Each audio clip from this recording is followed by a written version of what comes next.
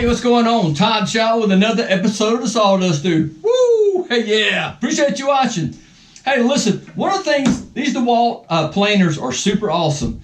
And but, you know, every so often, you need to do some general maintenance on it, depending on how much you use it.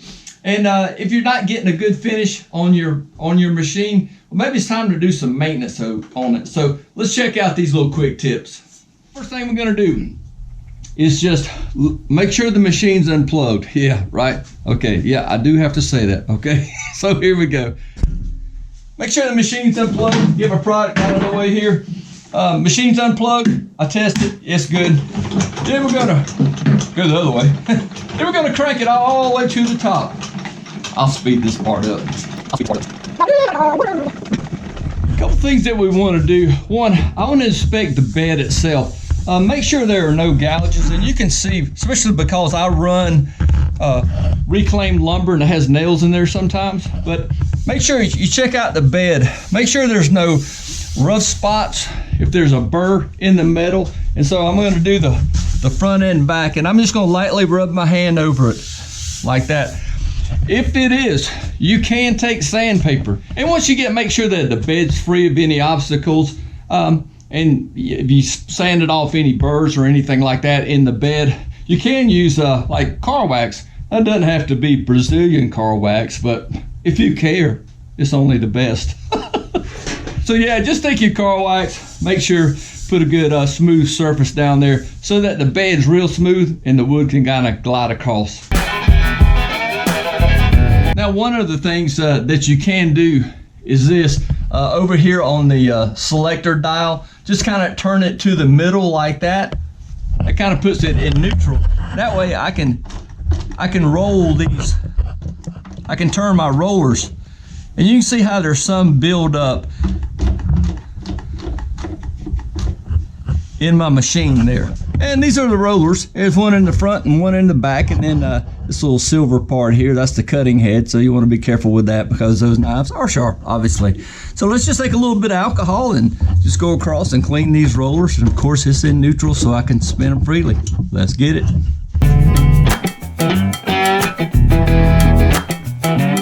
Well, there you go. Well, pretty simple fix. Just a little rubbing alcohol, and the big little trick there, keeping that thing in neutral.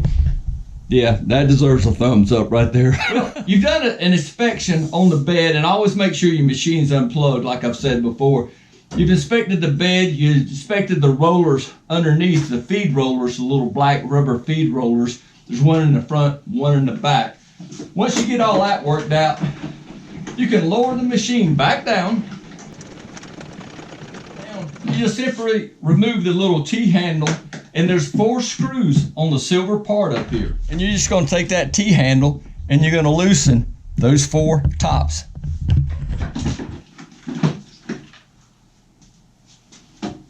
And once we're inside here, we wanna just do a visual inspection. I can take my, my vacuum cleaner, clean out all this little dust, and make sure that my chain, which that chain there runs the up and down for the feeder, which is located on that handle there.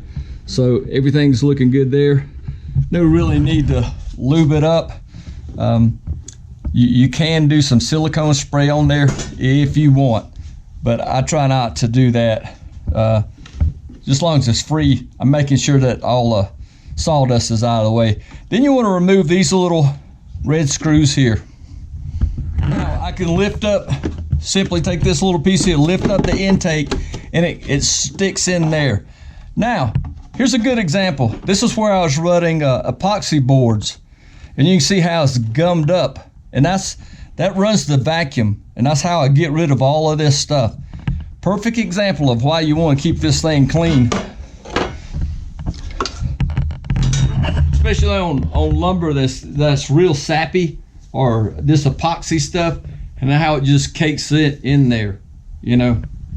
And so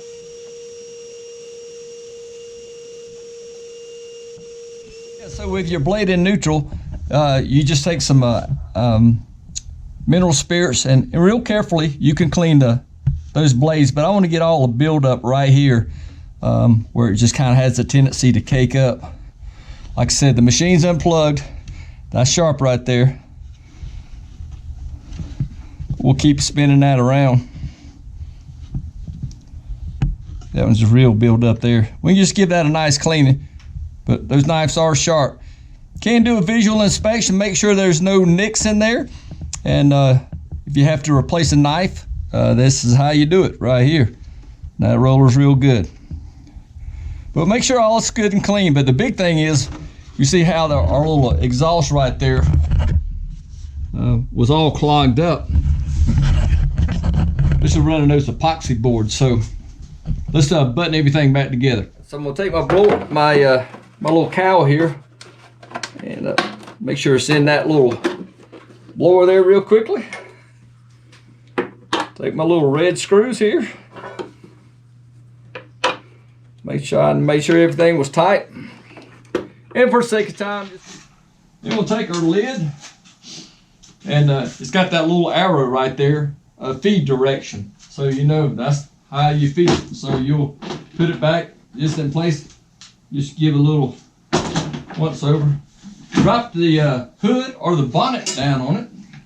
Take my little T-screw and whoop, whoop, whoop, run it back down there.